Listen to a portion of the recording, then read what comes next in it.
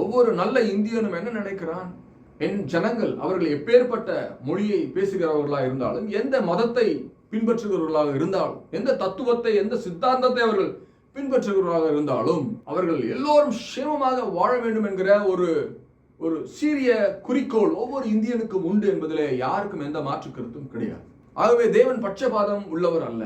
அவர் எல்லா ஜனங்களையும் ஒரே போல நேசிக்கிறார். எல்லா ஜனங்களையும் ஒரே விதமாய் நடத்துகிறார். அவர் நீதியின் தேவனாய் இருக்கிறார்.